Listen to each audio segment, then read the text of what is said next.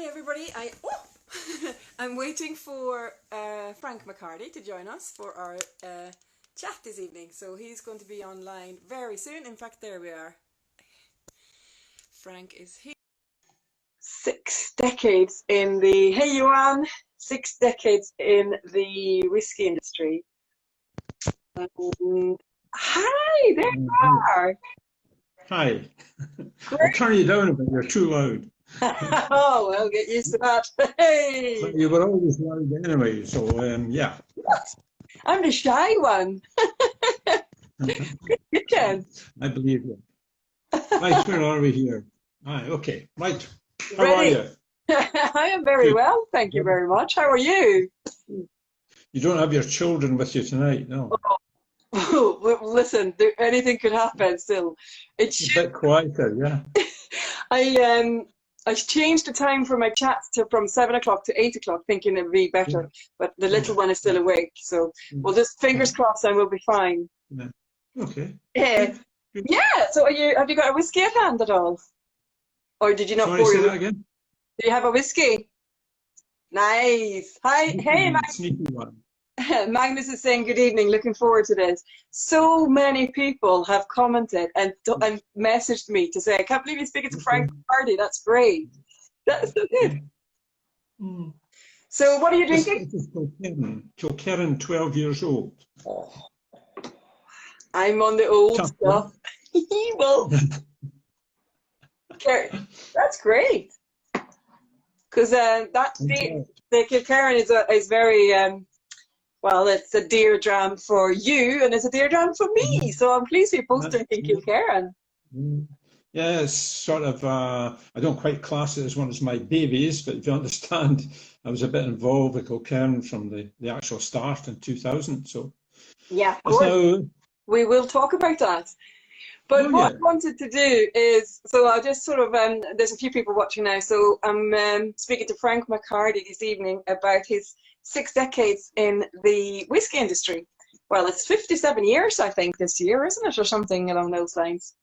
Yeah, it was 50 years in 2013, but I haven't really given up yet, so you can probably say 57, yeah. Well, yeah, I put down, I made some notes, and I went, retirement, question mark, because I don't think you did really retire, did you? You put a few projects on the go as well.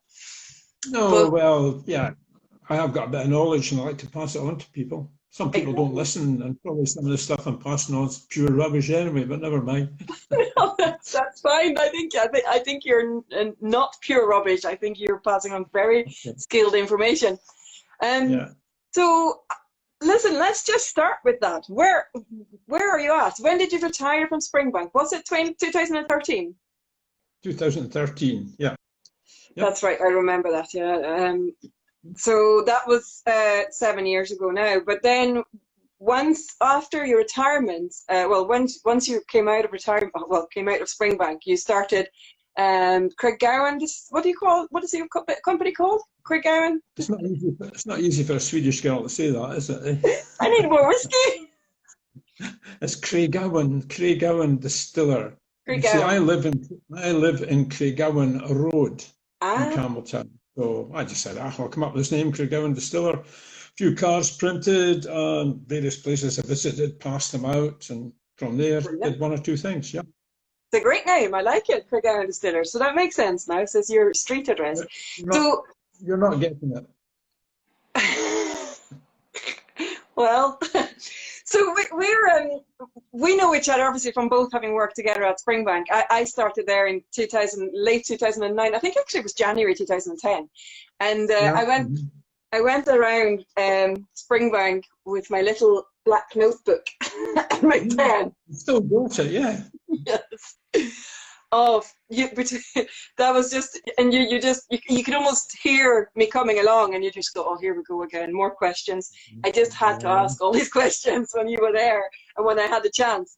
I really enjoyed it, so thank you. So 10 minutes now. What was your first project then after retirement?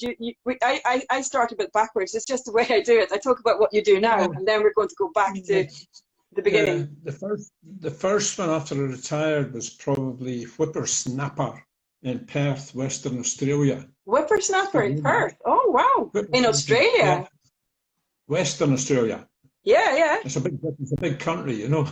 Western Australia. Aye, Perth. We spent a bit of time there, and again, give advice to the guys as best I could. We even visited China at one point to look at distillation equipment there. Oh, really? I haven't done much with them for quite a long time, but yeah, we did start off with Whippersnapper. Yeah. And did they are they up and running now, or? Oh yeah, they're up and running. Yeah. So really, because of your experience, you're there to guide and get them started and give your advice on how to set it up, basically, rather as running it. Yeah. That's very true. There's a couple of questions coming in, and I will ask them. I'll probably ask them at the end. Okay.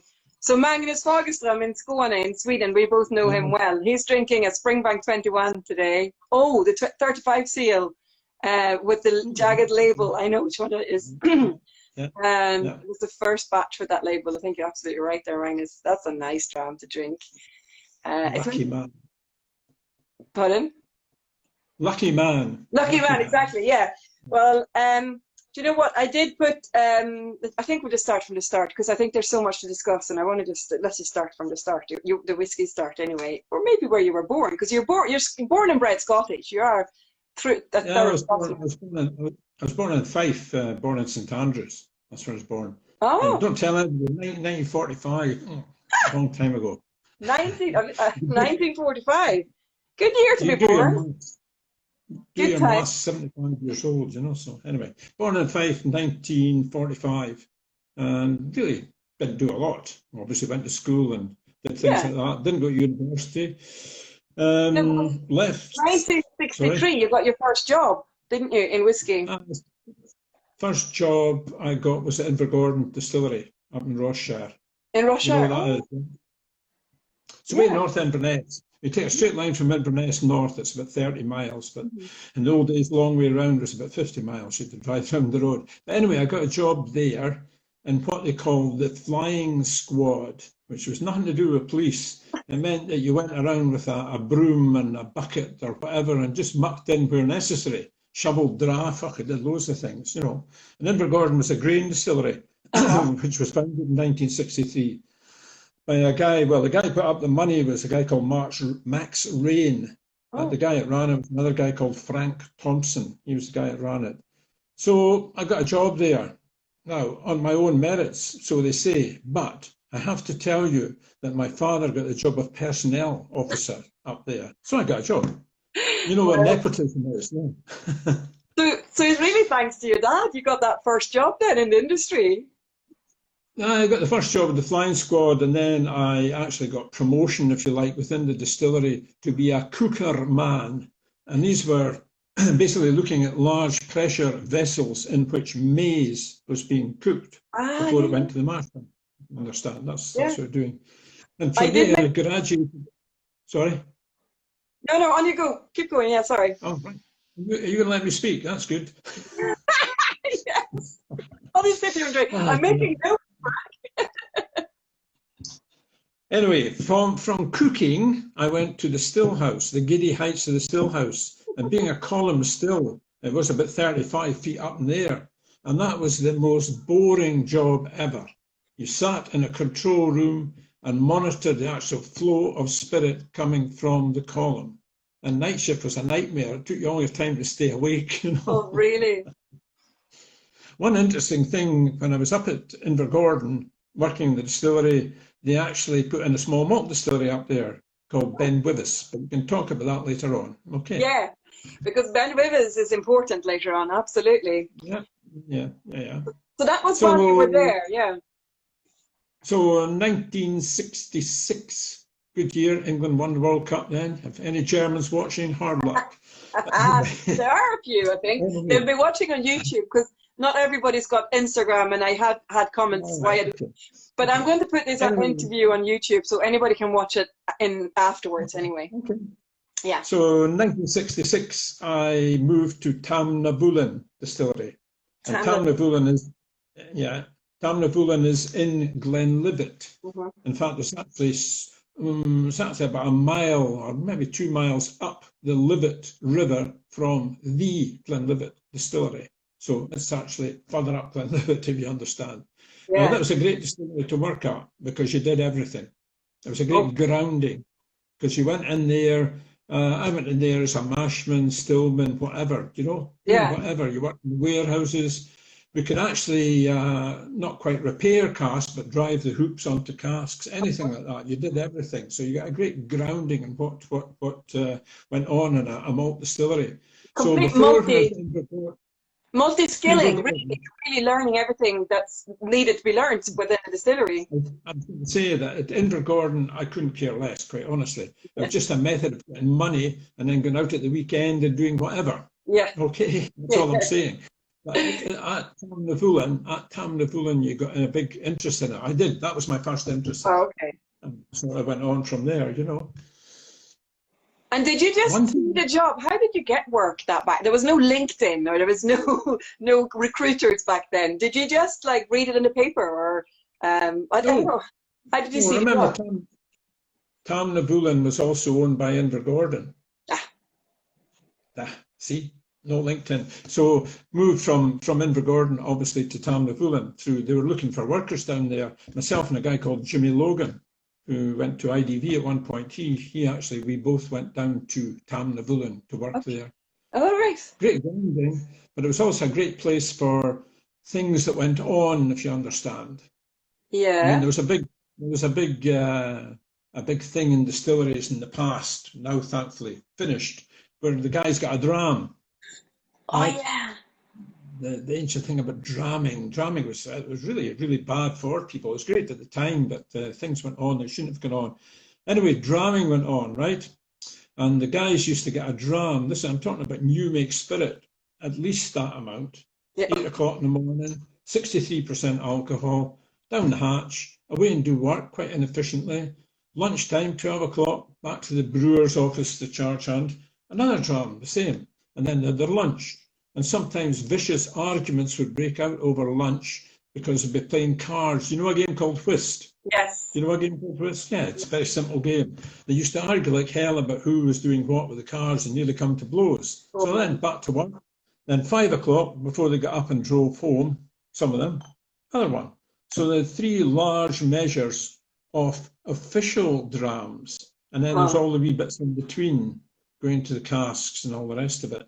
Now, some of these guys would go home and they would sit down, after having their tea at night, and they would fall asleep. They'd be out for the count, fall asleep. And their wives would phone the distillery manager the next day and say, look, this is not good enough. You are working my husband so hard. All he does is come home and sleep. The guys were pissed, But health, I didn't get too much into that. I can't say I didn't, but not too much because a lot of these guys are now dead and I'm still here, Yeah. So the wives thought that their husbands were working very hard and they were really So the story goes anyway. Well, that was really a perk with the job, though, if you were into that kind of thing, that you got paid a little bit in. Here now it's all about holidays and parental leave, but back then it was about trying spirits. Yeah, but I also think, which maybe shouldn't happen, that these guys obviously got quite addicted to alcohol, and it's one way of keeping them at the distilleries too, Yeah, that's true. Yeah, because who else would hire them, I suppose? And it's in the 70s, so it's not like that long ago. That would be, well, it was at Tamnavulin from, 66 till 73. Yeah. And it was still going on there. Mm-hmm. And you enjoyed that. So I was just looking at my notes, and you've said it yourself, Mashman, Stillman, warehouse manager. Well, no, warehouse manager, warehouse man, because Tamnavulin at that time, everybody, you had a dedicated job basically, but you were basically a general distillery worker. Yeah. You did everything, fill casks, you did everything. It was great. Just out of interest, I was, well, not out of interest, we actually had a plan to meet up in May earlier, but COVID put a bolt in that. But I was researching, I wanted to do a whiskey tasting with you with all the distillers you've worked at. So I was doing full-on research on getting drams that came from Europe. And there's actually, you can buy Tamnavulin, they call it, I think they call it Stillman's dram. And and it's not, I mean, it's a few £100, but if there's a big group of you, it's worth investing in, I think. So I was trying to figure out what has been there. So I've written it all down, and I had my eyes on sold an auction. I didn't get it, but I've tried to get a few other things. We will do that tasting one day, so don't. I mean, you can get cheaper Tamnavulin than that, I'm quite sure, but never mind. No, we should. It has to be done right. If I can get my hands on one of them, if anybody's got a Tamnavulin Stillman's dram from the '60s, late '60s, early '70s, let me know. So you're working away there, and you're obviously in Elgin. No, near. Did you say near Elgin? No. No, Glenlivet's about 40 miles from Elgin. Yeah. Sorry. No, you're in. Where did you live? Sorry, I didn't hear you say that. I lived in a place called Tamnavulin, which is one of the high villages in the Highlands. Like, and it was about 7 miles from the distillery. Yeah. See all these guys that got pissed in the distillery had to drive 7 miles to go home, you know. So they just jumped in the 7 miles ago. Sorry?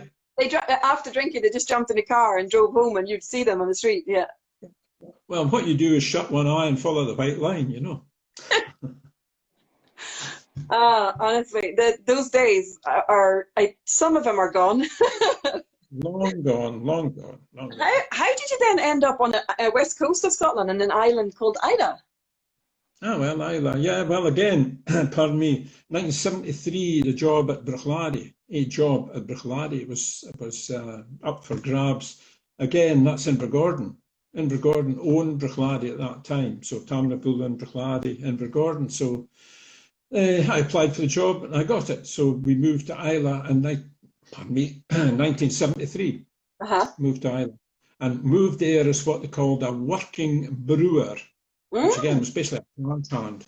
You told the guys what to do, but you actually worked with them, which is fine. I like working with people anyway, so it suited me down to the ground. So I stayed there till 1977.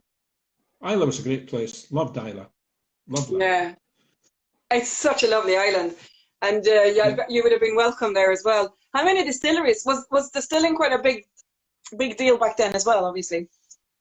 Well, distilling was quite a big deal, but the only time you really met the other distillery managers, shall we say, was at the annual dance. They had an annual dance, and all the distillery managers went along to that. Really? Thing. But there was not really a great lot of mixing. I shouldn't really say this, people like that. Not a great lot of mixing between distillery managers at that time. I mean, you didn't have the Islay Whisky Festival. You had nothing like that. You know? Yeah. So you were basically, you had your own distillery. So we're talking now. You were in the 70s, 73 to 77. So that's interesting to hear how that's changed, because that is one thing I want to ask you after we've talked you through your career, but how things have changed. But now distillery managers phone each other up and just chat and things, and they're friendly. Yeah. I'm not saying they didn't do it at that time. They were quite friendly as well, but you didn't really mix with all the time, if you understand. It's not the same as it is just now. Yeah, I love that old rivalry that is between Bruichladdich and Springbank, and it's kind of just, that's so funny. I'm not saying anything about that. No, let's not talk about that. That can be a secret.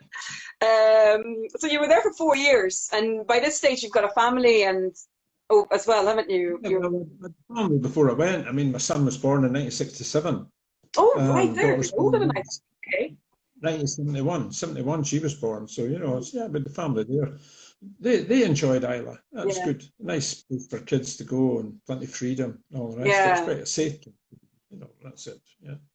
Yeah, great. Went to school there and enjoyed themselves. Great. Port Charlotte School, yes, that's where they were. Yeah. Oh, is that where you stayed, near Port Charlotte? Well, we stayed in Bruichladdich, which is only 3 miles from Port Charlotte. Yeah. So. It's just a stone throw, isn't it? Yeah, it is, sure. Yeah. So did you ever live at the distilleries when you were working there, or did you, like the distillery would have provided you with accommodation? In Bruichladdich, they did. Bruichladdich had a house for me at Bruichladdich. It was actually quite a nice house with 3 bedrooms, 2 stories. It was good. My wife used to do bed and breakfast. Oh, nice. She also used to keep bullocks. You know what a bullock is? Yes. It's got a high-pitched voice, a bullock. Never mind. That's another story. Anyway, she kept bullocks. And the feed for the bullocks, apparently they were in a grass field, but they used to get dry, and cumins, as they call it, the actual husks off the mill and stuff like this. They used to get that.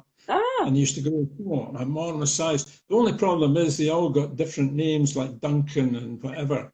And there was a lot of tears shed when they went to market. So, your kids would have been heartbroken. Yeah. I had no idea that Lindsay raised bullocks on Islay. That's a great fact.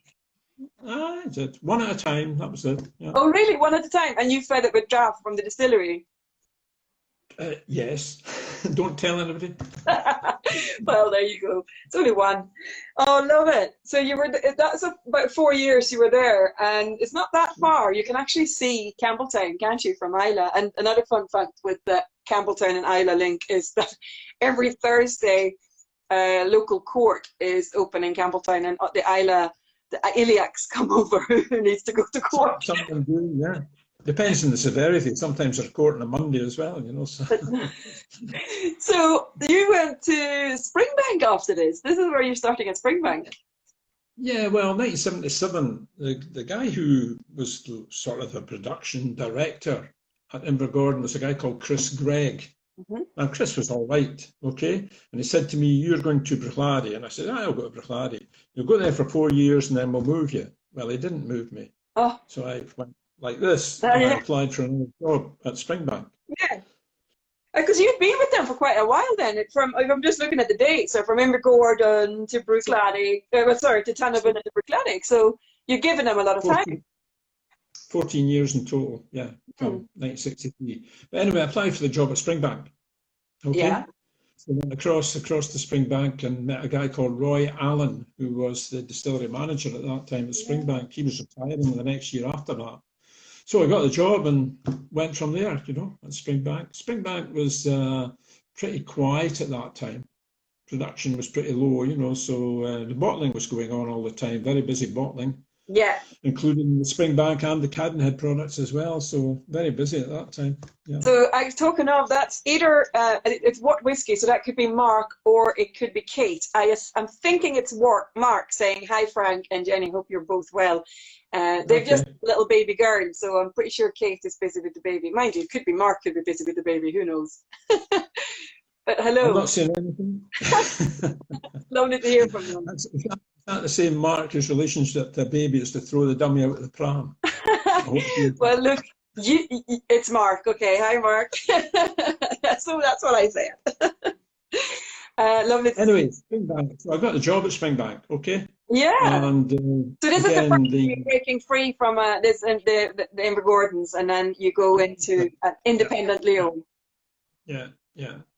So anyway, I went for the interview and I got the job. Okay. So I worked at Springbank obviously up till 1986, but during that time I was going through some old files in the office. Okay.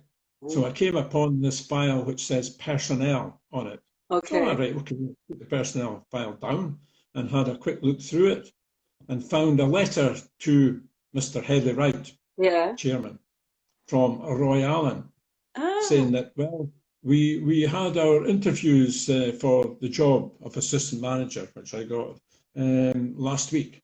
And he said, Mr. Bullman didn't turn up. Now, that's a guy called John Bullman at Jura Distillery. He didn't turn up. So only McHardy is suitable for the job. So I got the job. You know, and I only got the job, bloody hell, because he didn't turn up. Oh, I'm sure you would have gotten the job anyway. Picked the right man. Isn't it funny how things work out in the end, you know? Like, there is definitely some kind of fate going on in there. Oh, yeah. I'm one of these people, I shouldn't really say it either. I've always landed on my feet. Yeah. No, you're right. And good. Well done. You deserve it. You work hard. Springbank, assistant manager to Roy Allen then. That was only for a year, and then Roy retired, so then I was distillery manager. Yeah. Okay, so the plan was always for you to take over. They just wanted somebody to go alongside with them, which is how they always do it, isn't it? Yeah. Just for a year, that was it. Yeah, it was. Yeah. Oh, Roy was a great guy. He was good. Yeah. And a very knowledgeable fellow. And you're right in saying that was the 80s in Springbank. There were quiet years in production side of things, but Springbank were still Springbank was still bottling products because they had whiskey in their warehouses. Oh, absolutely. Yeah, the bottling was going on. As I said, the Cadenhead bottlings were going on as well at the same time. So the bottling hall was really busy. It was just outside. I mean, there was absolutely nothing done. I think it was 1984, 85 before we did a little. And then, of course, there was a war in 1986 and other things happened after that. What made, so then they were picking up then in the mid-80s. What made them pick up whiskey production? Do you know? Was it just the fact, was it always the plan just to wait until oil prices were low, or was it just? It was just a plan. They wanted to make a bit more. There was no real reason behind it. Okay. So it wasn't you that pushed for them to do distill more or anything, but you You could distill more to lay down stocks for bottling in the future. yeah. Then if the money that was made back then, I'm not very good at maths, but we could maybe work out how old that whiskey would be now. People that are drinking Springbank whiskey are probably drinking most of the stuff that you made anyway. 80s, when was the first time they did long roll? Were you involved in that? 1973. 1973. Mr. Headley Wright, again, he decided to, well, he was using a lot of Islay peated whiskey for blends, because there was a lot of blends carried out at that time, various names, So he bought a lot of blend, and part of the component was peated whiskey, obviously, and he had to buy the peated whiskey from Islay. Yeah. So he decided to make his own peated whiskey, or peated spirit, using 2 stills rather than the 3 stills at Springbank. So he did that. And nothing was done about it for years later. And then eventually, oh Christ, this stuff's really good. We'll need to make some more. Pity we hadn't made some every year. So 1973 was the first one. That's right. Okay. And then it got a bit more, then it got late 80s, they started producing a bit more of it. Is that Capleton Lock you were talking about when they did, or have they done more blends? I'm trying to remember some of the names of the blend. There was some funny names. 77, I think, was one of them. So there was loads of funny names. They did a lot of blends for abroad, different markets. Not much money in it. Yeah. Yeah, still the biggest market there is. Some home village, Joachim in Sweden, is saying he loves long row. I have to say I do love long row as well. It's such a lovely dram. Just love the simple one, what used to be the CV. That's right. CV was probably well, I don't like to say CV is the best one, because there are better ones than that, but CV gave you a lot more peaty flavours, if you understand, from it, because I mean, quite young. The younger the peated malt, the more peaty flavours you basically get from it. And Magnus is saying that long row 73 in a bottle is beautiful. So good if you've tried it. Lucky you. Magnus must be quite well off to drink things like that. That's all I'm saying. Loaded, sure. He's got all those. He has got a great, or he's sold some, I'm sure, but he has got a great collection, so he does. And he's a big Springbank fan, I know that. So you know him quite well. Tell me this then. So you were at Springbank for a bit, but then you fancied a bit of the crack now, didn't you? So you went to Well, it's in 1986. This job was offered at Bushmills. They were looking for a guy at Bushmills, a distillery manager there. So I had a look at that and I said, yeah, I wouldn't mind going over and finding out about it anyway. So I went over and met a guy called Willie Mackay, who's the production director, came from Scotland, Willie Mackay, and a guy called Dennis Higgins, who was local Irishman. He stayed in Coleraine. He was quite local, and I was interviewed by them, and they offered me the job. After I actually found out how much they were going to pay me, they offered me the job, and I moved over in 1986. And a lot of people said to you, well, what the hell are you going to go to Ireland for? And I said, well, at the end of the day, I'm making more experience, planning to further my career and all the rest of it. But actually, the truth was they paid me more money. Yeah, I think everybody has that. You had a family, that's okay. Yeah. Oh, so there was a question from actually Jolly Toper, who is Mark. We know Mark Davidson he used to work at Cadden. I do. For my sins, I know. He was asking why 77 as a name for the blend. It used to be, I don't know, 77 was a bottle with it's almost like I shouldn't say a Johnny Walker type label, a cross label, 77. It maybe looked good. I think it's all about style and how it looks and the design. So maybe that's what it was. It fitted with that. Yeah. Okay, so Magnus is saying he's gone to Limburg for 14 years. That means he gets to try all the good whiskies. So it's not like he's got a cupboard full of them then. That's good. Whiskies for sharing, I think, anyway. So you're doing right. So yeah, that's a new adventure for you and your family. Further away, you went a little bit further than Islay this time. So Ireland and Bushmills, triple distillation. Bushmills is right in the north coast. So you may say that I came to Springbank, well, I went to Islay, in 1973. Yeah. I came to Springbank 1977, and then Bushmills in 1986 till 96. I mean, that's all within a small area, Islay, Campbelltown and Bushmills, Yeah. how did you enjoy that? What was your job at Bushmills? Well, Bushmills is quite a big distillery, obviously. I mean, at one point when Pernod Ricard owned it, was Irish Distillers owned it when I went there. Yeah. And then Pernod Ricard owned it for a while, and they stepped up production. They were doing 3.4 million litres of alcohol in a year. Used to Bushmills had about 2.5, and they stepped it up to 3.4 million. I was responsible for production, basically, in warehousing, stuff like that, you know. Because you went from Springbank, where you weren't really producing much, you were just producing enough, to this, like millions. Oh, yeah. So what I was going to say, there was 3 of us basically around. Well, the managing director, a guy called Bill McCourt, he was in charge, and then there was 3 of us below: production, transport, and accounting. Yeah. You know, like that. And there was 120 workers at Bushmills at that time. So it was quite a big responsibility. Yeah, that's a big team.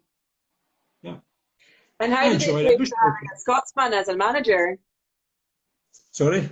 How did they take to having a Scotsman as their manager?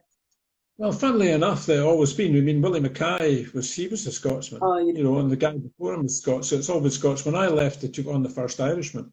Oh, really? Yeah. So there you are. Bushmills was good to me. I liked it. I mean, it's a great area to stay. We stayed in a place called Port Stewart, and there's a great golf course there because I play golf as well. Badly, but I do play golf. And my wife was big into country and western type stuff. So, you know, there's loads of pubs you can go at the weekend and you get some good music nights, things like that. So she loved it. Yeah. Beautiful. And one of the things I should, before I forget to say, one of the things I really learned at Bushmills through Irish distillers as well. There's a guy in Irish distiller called Brendan Monks who sourced casks. Now, he indoctrinated me or taught me about casks, how to select casks and things. So the importance of wood, which I knew a bit about anyway, but he really laying down casks to satisfy future case sales, things like this, you know. So I had no idea. Yeah. And so that was a skill you took away from there, as well as maybe the triple distillation. Yeah, it was. Yeah, Port Stewart's lovely with their waterfront, and they've got a nice chippy fish and chip shop, and yeah, it's a great place. So you don't go on a Sunday. You don't go on a Sunday because you can't park down the front on a Sunday. So. I know, beautiful part of Ireland though, very very pretty. Yeah, lovely. And there you were there for 10 years, exactly 10 years. Yeah, that's quite a stint. Pretty much 10 years, and well, my wife and I fancied a change, and not between each other, but a change in occupation. Yeah. So in 1996, I was going to give it up altogether, give up distilling, because she fancied a bed and breakfast in a place called Bank Foot, which is about 10, 20 miles north of Perth. Do you know what it is? Yeah, I've heard about it, yeah. Yeah. Well, she fancied a bed and breakfast place there, so that was fine. I were making some inquiries, but didn't actually hand them a notice or anything, but just was working away at it. And one day I got a phone call from Headley, Mr. Wright, who phoned me up and he says, Frank. Now, he never calls anybody their first name. It's always Mr. What the hell is it? He says, Frank, and I'm just phoning you up. Do you know of any distillery managers that are looking for a new post? I said, well, I'm not really sure, Mr. Wright. I could ask about if you want. Oh, right. I said, anyway, I mean, I'm giving up.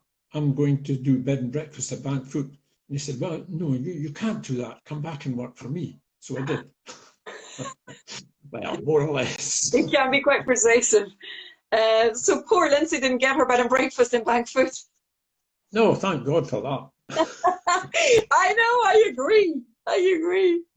So that changed the story, and then you came back to Springbank in Campbelltown, and that's where you were up until the end of your, well, not the end of your career because you're still working, but you were distilling. Springbank was a bit different, you know, when I came back, because the malting was in progress there. I mean, when I was there the first time, there was no malting. Okay. No malting since 1986, so that was a totally new ball game for me.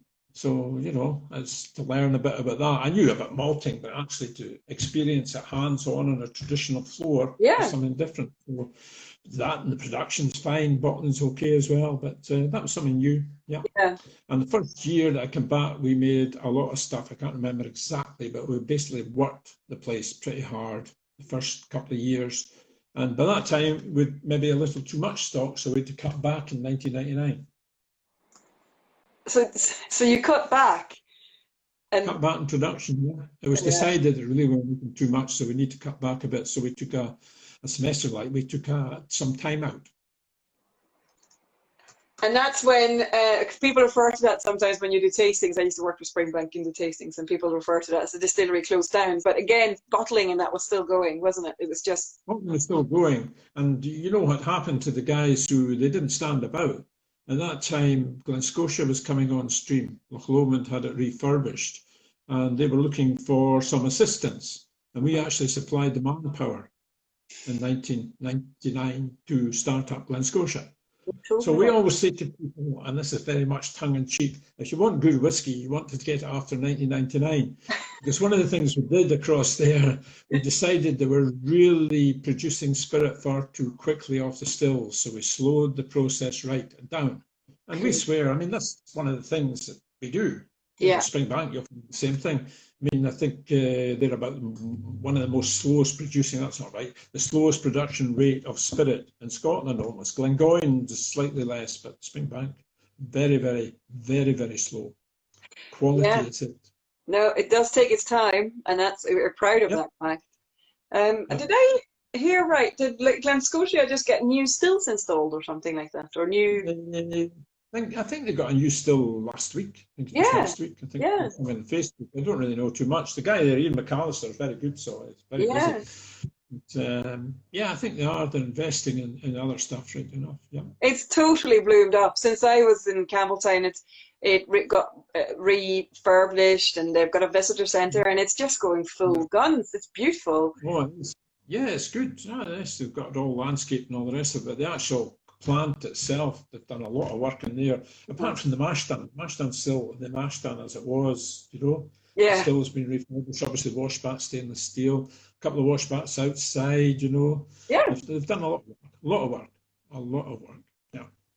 And I remember one time you called me from the office, because our office was on Long Row when I was there, and we got a new condenser, and you said, you want to see what it looks like inside? I'd never seen it inside. Obviously, it'd been up there for 40, 50 years. That was really, really interesting to see. Yeah. All the tubes. Yeah, all those tubes. It's phenomenal. It's beautiful.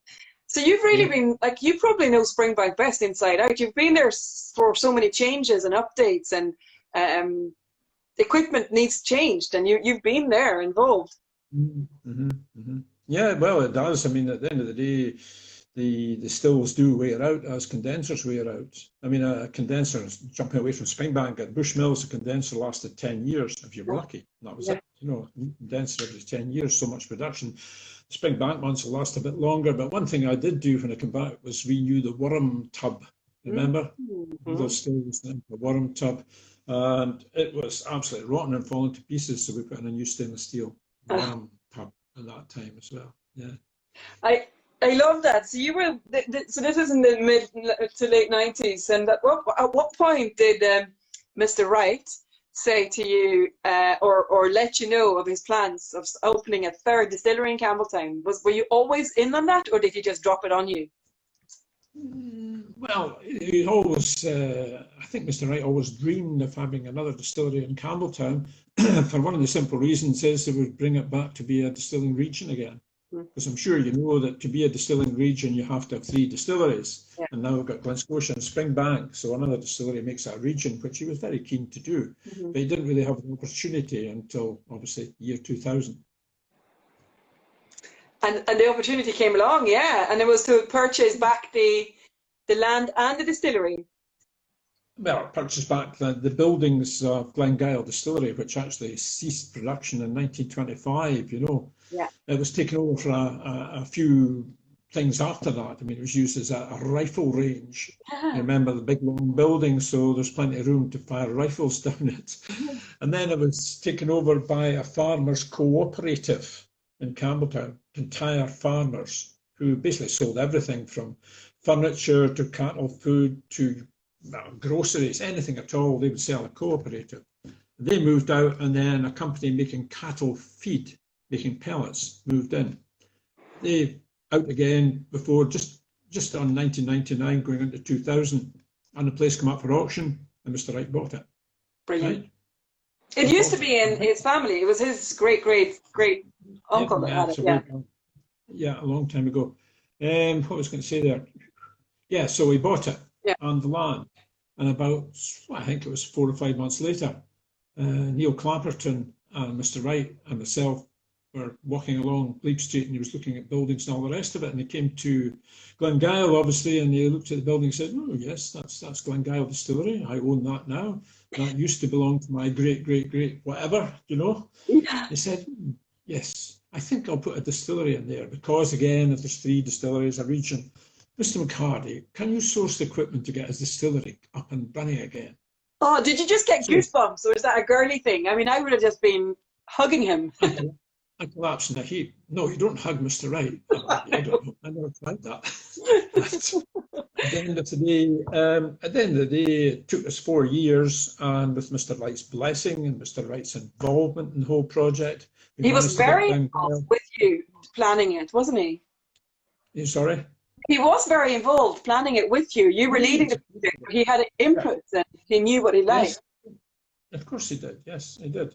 And one of the big things that I wanted, and he agreed with, that Glengyle, I'm sure you've seen, is all on one level.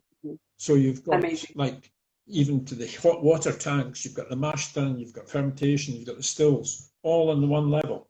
You know, so there's no the only separate building is for multi-barley storage and milling, but all the rest you can stand at one end and look down and take in the whole place. So eventually started up in 2004, in March 2004, and we were all sort of waiting for this first spirit run, you know, because you don't know exactly where you're going to get. Mr. Wright's there. Christ, what we're going to do? Stirk, he was there as well, and Mrs. Campbell, I think Stuart Campbell's mother. We're all standing there, and the spirit came out, and it was so good. It really was so good, and we all went, "That's it, fine, carry on doing what we're doing." So we did.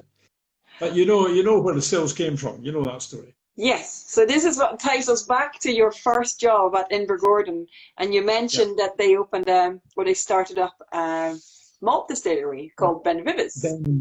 Ben Wyvis, yeah. Yeah, tell us what happened there. Well, Ben Wyvis only worked for a very short period of time. I think from memory it closed about 1971, 1972. Okay. So you can find a bottle of Ben Wyvis now, which there are some about. You pay quite a lot of money for it. But anyway, it was mothballed. That was it. So when we were looking for equipment for Glengyle, Richard Forsyth Coppersmiths, you know, they big input into it as well. They knew of these stills, and I knew it was mothballed. So I went up and examined the stills and found they were of really good quality, because at that time they made really thick copper stills that were hardly used. So we decided we'd buy the whole contents of the still house, which was basically the spirit receiver, condensers, and the stills, and brought them down. We didn't really like the shape, we didn't really like the way they were set up, so we altered them to our way of thinking. In that, we took the line arm, the bit that joins the condenser, and sloped it up slightly rather than down as it was before. They had a purifier in the neck as well. We didn't want that. Yeah. We wanted a simple still, did all that, and came up with the spirit we did because of that. Amazing. And did you? So they were quite bulky, or quite square, weren't they? So you kind of smooth them out as well. Well, sorry, I forgot about that. You've got obviously the pot, and the pot comes up and joins on, and that was bolted on with a flange, and we absolutely hated that. So we took the flange out and made it all into one, and made it very curvaceous, a bit like you, but never mind. That's it. I love that, though. I must say, I agree with you. Like, I having done tours in both distilleries, like Springbank and Glengyle, sorry.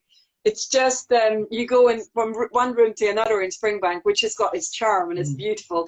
But then you go into Glengyle Distillery, and you just stand, you can have the hot water tanks at your back, right at your back, and you see the whole production all just right in front of you. It's just like it's a dream. Yeah. Yeah, and it can be run by one guy if you needed to, but obviously you've got 2 or 3 on the go usually. Well, you usually get 2 people running it, but as you say, you could have 1, but of course health and safety, you can't really do that. So people run it quite easily. Yeah, it's very good. And there's space as well. You were thinking ahead of the game as well. There's space actually for another washback, isn't there?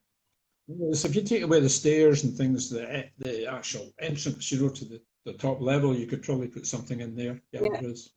That's great. And it's got a plaque outside. It's called the Frank McHardy building, isn't it? It's phenomenal. That's something else. Well, when we opened the place, you know, they had all the dignitaries there.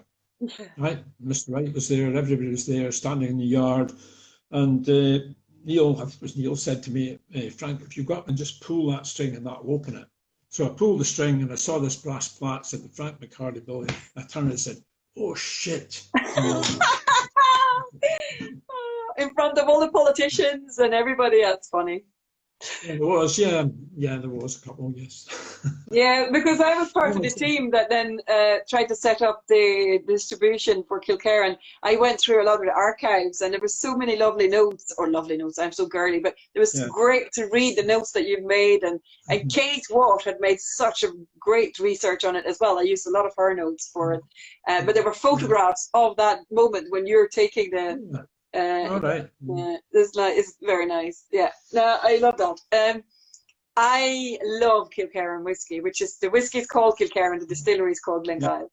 I think it's. I'm obviously partial to it for having been so involved with the sales of it, but I just think it's such a great dram. I'm loving this. I'm not normally a sherry fan, but this is fabulous.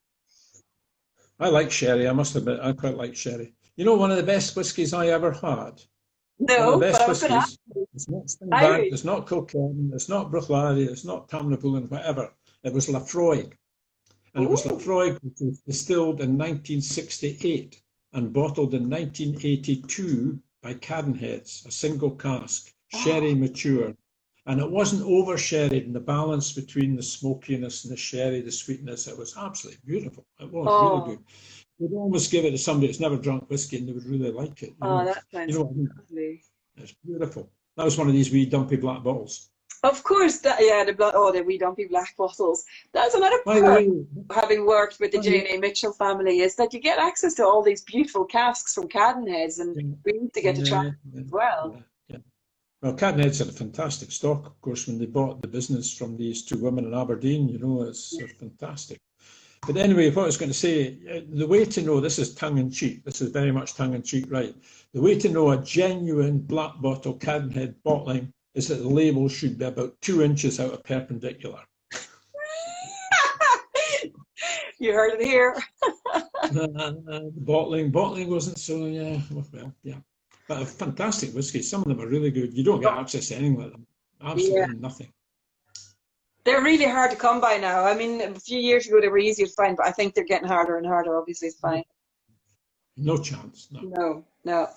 So that's great. So you remember that Laphroaig so well, because I was going to say, but that's obviously something that you've tried and it's stuck with you.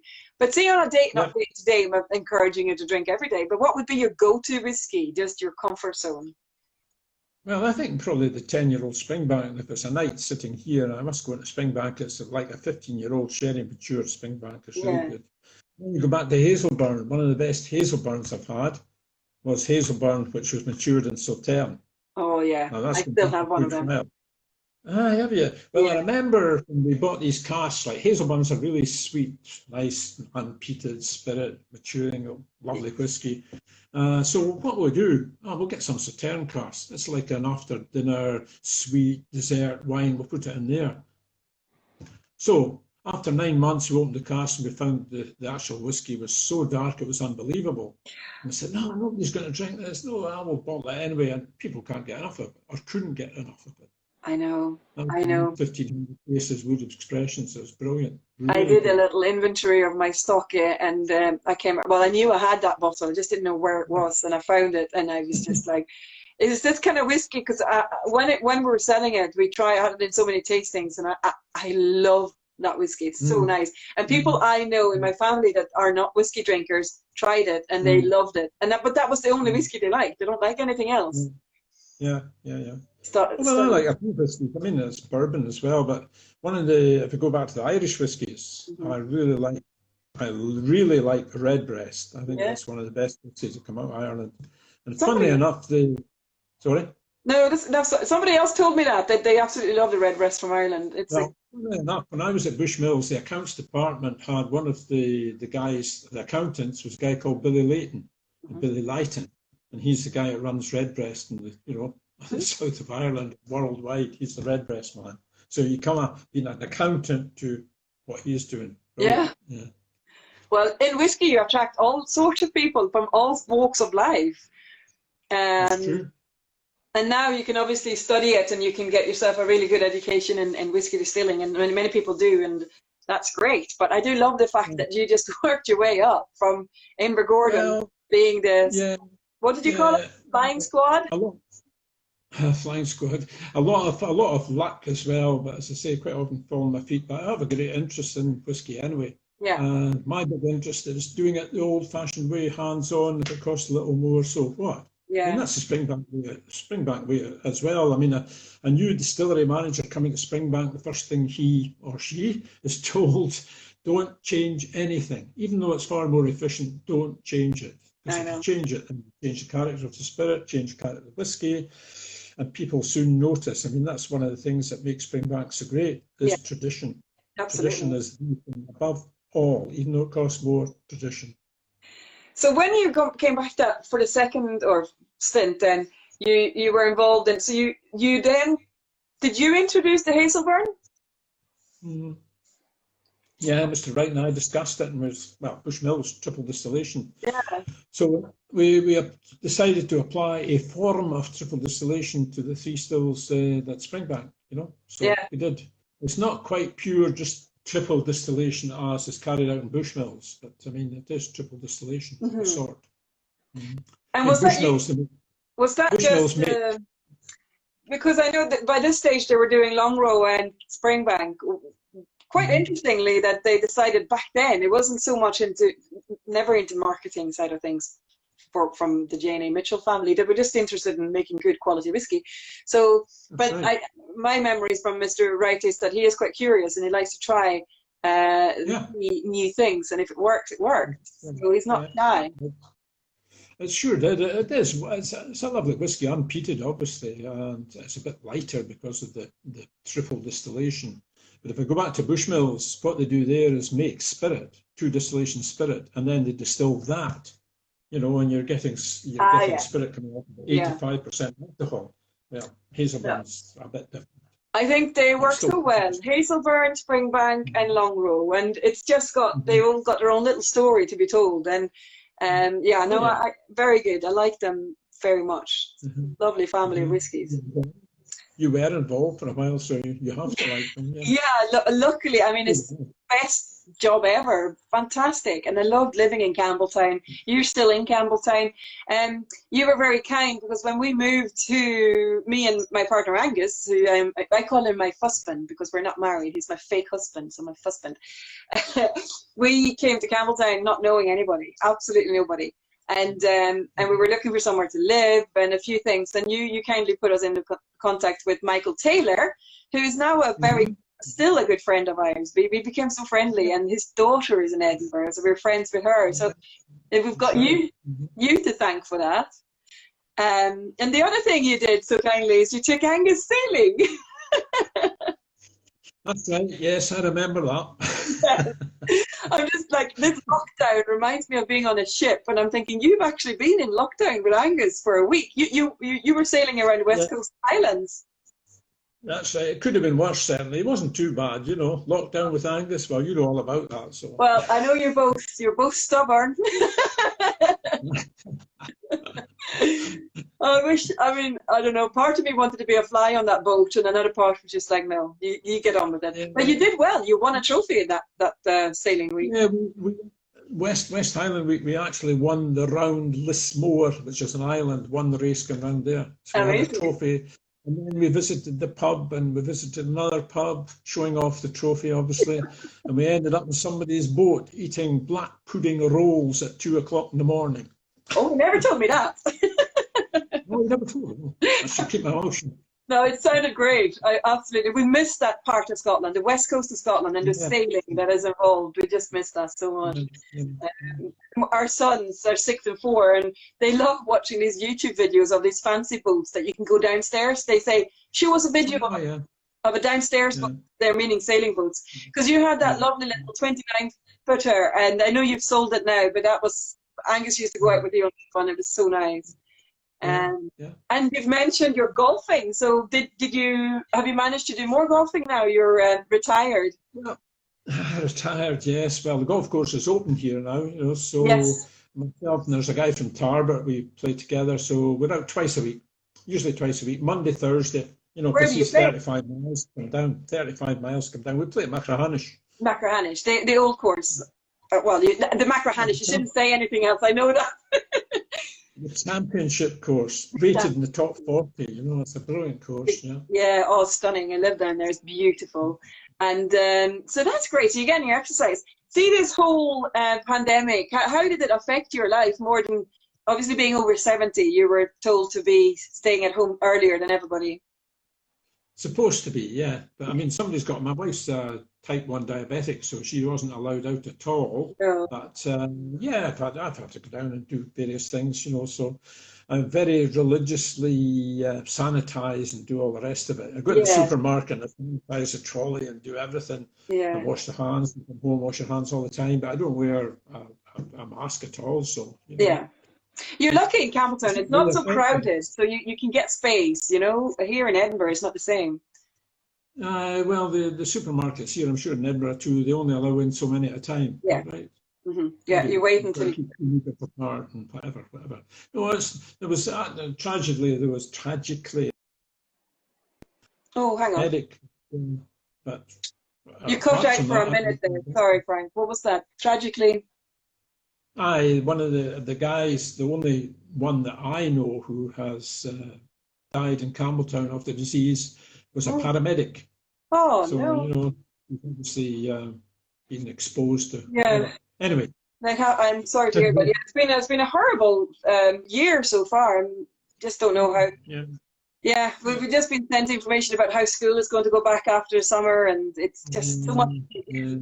But I'm glad.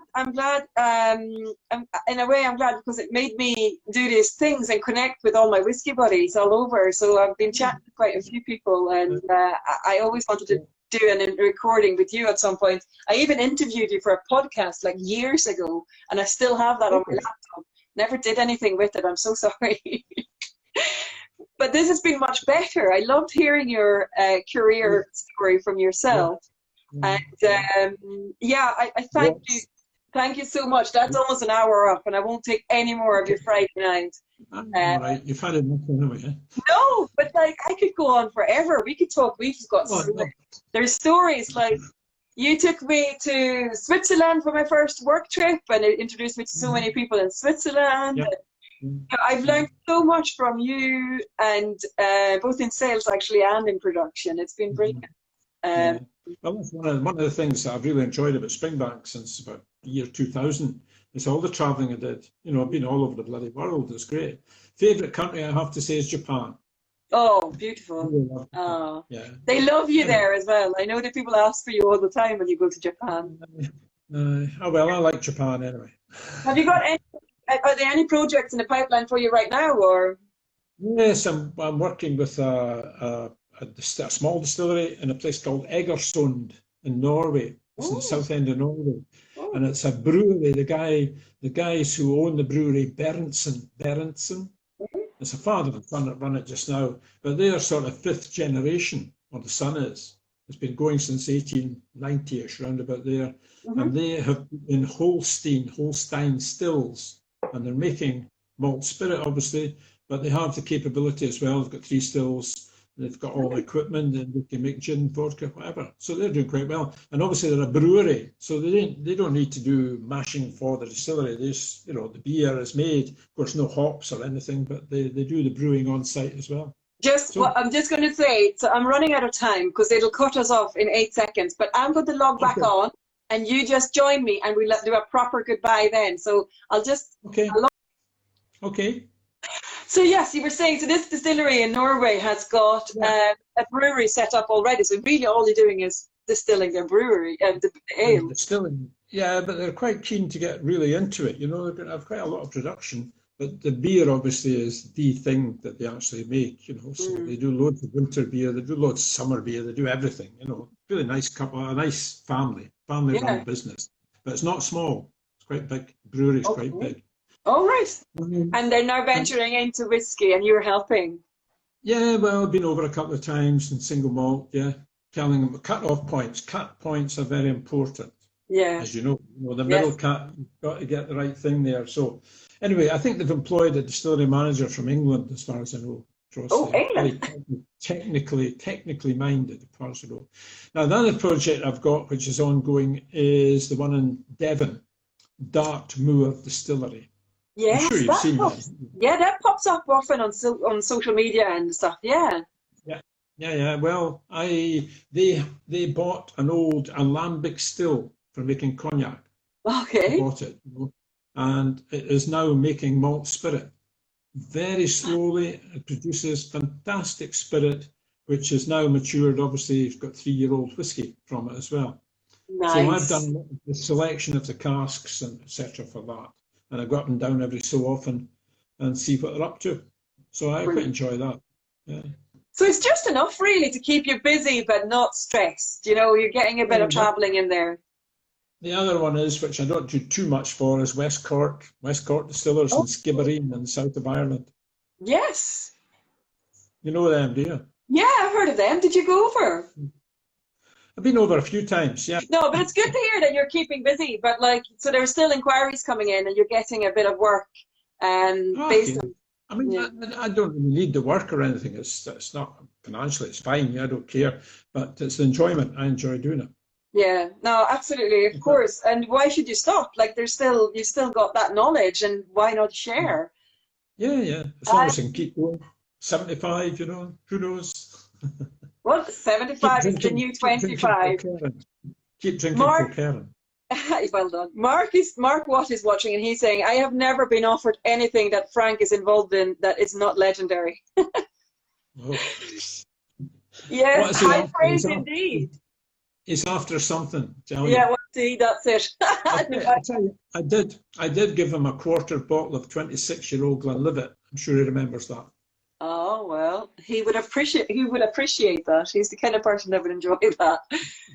I mean, it's been great, Frank. I've really enjoyed it. I think I could easily spend another good 2 hours just prodding away at the stories there, because you've traveled the world as well. There's a whole other chapter in your travel and your people that you're meeting, the bottlings that have been made in your honor. I mean, there must be nothing, says Mark. I did enjoy it, Mark Watt says. He enjoyed the bottle. The bottling, there was a bottling made for your 25th anniversary? No, that was more than that. That was the 25-year-old Frank McHardy. Oh, what was that for? What was that for? That was, you've got me now. What was that for? It was awful. I don't remember. That's terrible. No, that's fine. I mean, it was a bottle with your beautiful face on it, and it was very popular. Yeah. Jesus wept. Was that 60? Something like 60, I think. Maybe. That's terrible. No, I put you on the spot there. It's gone. The mind's gone blank as far as that's concerned. That's shocking. That's always the case when you're getting put on the 40 years. Mark Watt is telling us 40 years. Mark will keep me right. He knows all And you about will. Good man. That was a great dram, and there's been a few whiskies in your honor, I'm pretty sure. And like I said, I was looking out all these. Tell you what, I couldn't find anything from Brickladig from your time over there. That was hard, so I couldn't retrieve a bottle from that. But hard to get, I would say. You can ask Jim McEwen, you never know. Well, yeah, I might just phone him up. Well, I will let you go now this time. So I'm going to add this bit to the end of the other hour. Okay. And I'll put it onto YouTube, and everybody can watch it that couldn't follow today. And thank you so much for just letting me. Do you like it? Yeah, so good to see you as well. Really good. Okay. And I will send you a link to the YouTube video. Thank you so much for everybody watching as well. Bye-bye. Bye-bye. I will do. I'll tell you hello. Cheers. Bye. Cheers. Bye-bye. Cheers.